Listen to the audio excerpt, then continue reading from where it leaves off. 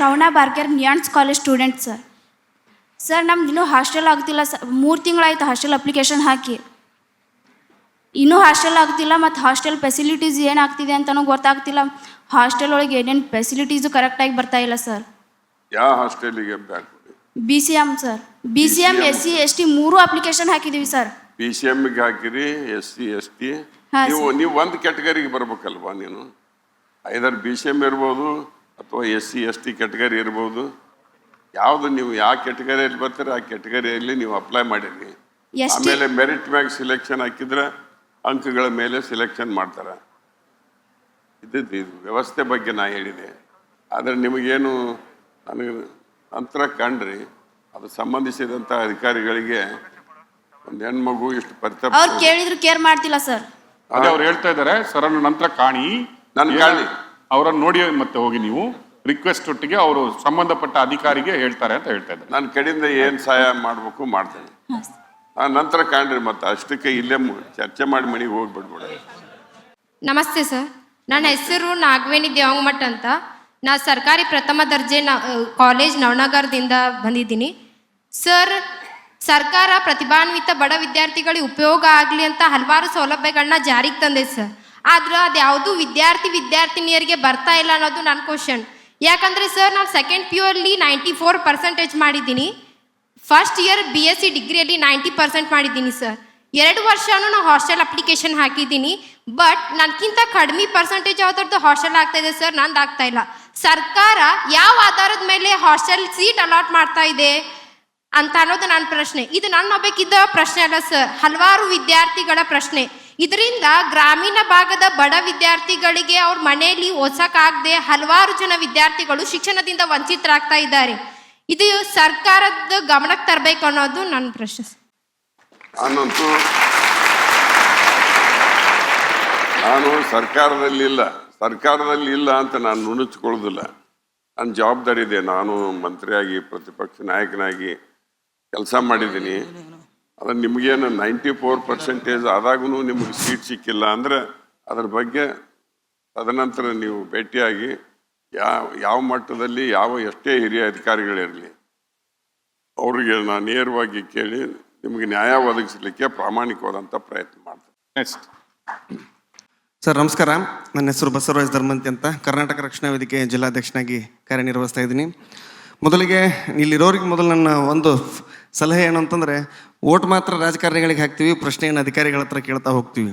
ಈಗ ಸಾಹೇಬರು ಚುನಾವಣಾ ರಾಜಕಾರಣದಲ್ಲಿ ಇಲ್ಲ, ಅವರಿಂದ ನಾವು ಮಾರ್ಗದರ್ಶನವನ್ನು ಪಡಿಬೇಕು. ಅವರಿಂದ ನಾವು ಸಹಾಯವನ್ನು ಹೇಗೆ ಪಡಿಬೇಕು ಅಂದರೆ, ಸಾಹೇಬ್ರೆ ನಮ್ಮ ಜಿಲ್ಲೆಗೆ ಇದು ಬೇಕಾಗಿದೆ, ನೀವು ಬಂದು ನೇತೃತ್ವ ತಗೊಂಡು ಈ ಹೋರಾಟಕ್ಕೆ ನೀವು ಕಳೆ ತುಂಬಬೇಕು, ಈ ಹೋರಾಟಕ್ಕೆ ಶಕ್ತಿ ತುಂಬಬೇಕು ಅಂತ ಕೇಳುವಂಥ ಸ್ಥಿತಿ ಇರೋದು ನಮಗೆ.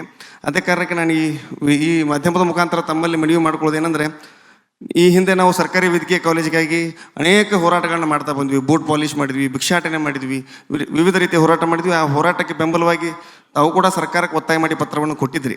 ಅದಕ್ಕೆ ಕರ್ನಾಟಕ ರಕ್ಷಣಾ ವೇದಿಕೆ ವತಿಯಿಂದ ತಮಗೆ ಹೃತ್ಪೂರ್ವಕವಾಗಿ ಅಭಿನಂದನೆಯನ್ನು ಸಲ್ಲಿಸ್ತೀನಿ. ಜೊತೆಗೆ ಇನ್ನು ಮುಂದೆ ಕೂಡ ಬಾಗಲಕೋಟೆಗೆ ಸರ್ಕಾರಿ ವೈದ್ಯಕೀಯ ಕಾಲೇಜಿನ ಅವಶ್ಯಕತೆ ತುಂಬ ಇದೆ.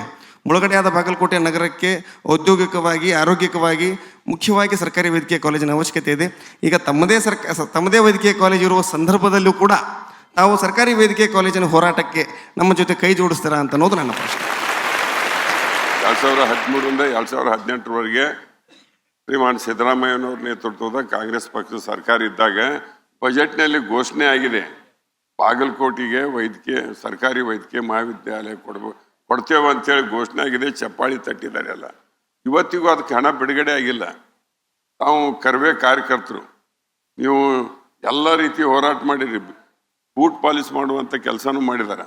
ಅದನ್ನು ನಿಮ್ಮ ಬದ್ನೂರು ಅವರು ಇವತ್ತು ಬಾರ್ ಅಸೋಸಿಯೇಷನ್ ಅಧ್ಯಕ್ಷರಿದ್ದಾರಲ್ಲ, ಅವರು ನನಗೆ ಅಪ್ರೋಚ್ ಆದರು. ನಾನು ಮೇಲ್ಮನೆ ಸದಸ್ಯನಿದ್ದಾಗ ನಾನು ಅದ್ರ ಬಗ್ಗೆ ಚರ್ಚೆ ಮಾಡಿದೆ.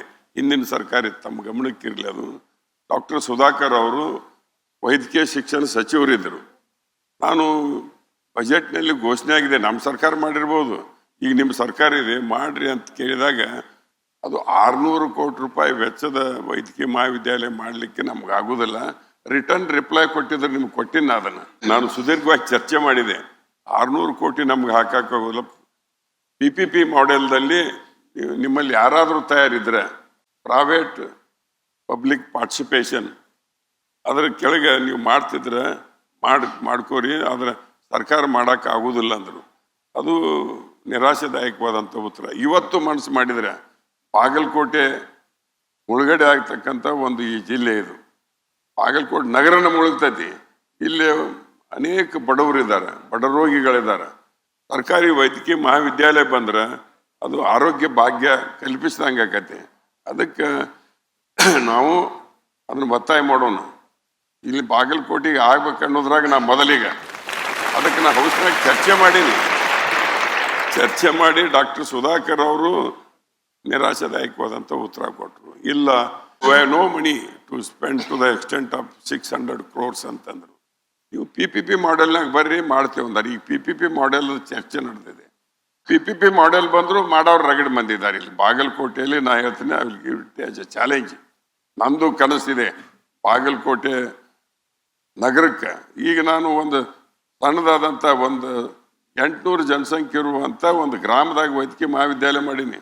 ಬಾಗಲಕೋಟೆ ಜಿಲ್ಲಾ ಕೇಂದ್ರ ಅದು. ನಮ್ಮೂರ ಜಿಲ್ಲಾ ಕೇಂದ್ರ ಅಲ್ಲ, ತಾಲೂಕ್ ಕೇಂದ್ರ ಅಲ್ಲ, ಹೋಬಳಿ ಕೇಂದ್ರ ಅಲ್ಲ.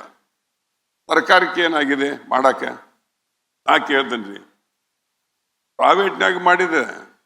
ಇಲ್ಲಿ ಅದು ಮುಳುಗಡೆ ಆಗ್ತಕ್ಕಂಥದ್ದು ಅಪಾರ ತ್ಯಾಗ ಬಲಿದಾನ ಮಾಡಿದಂಥ ಜಿಲ್ಲೆ. ಒಂದು ಸರ್ಕಾರಿ ವೈದ್ಯಕೀಯ ಮಹಾವಿದ್ಯಾಲಯ ಮಾಡಲಿಕ್ಕೆ ಸರ್ಕಾರಕ್ಕೆ ಏನೂ ತೊಂದರೆ ಇಲ್ಲ, ಏನು ಕಷ್ಟದ ಕೆಲಸ ಇಲ್ಲ. ಆ ಹೋರಾಟ ನಿಮ್ದು ಏನೈತಿ, ನೀವು ನಿರಾಶರಾಗಬೇಡ್ರಿ. ಬಹುತರ ಆಪ್ಟಿಮಿಸ್ಟಿಕ್ ಆಗಿ ಇಲ್ಲಿ ಬರ್ತದಂತ ಆಸೆ ಇಟ್ಕೊಳ್ಳೋಣ.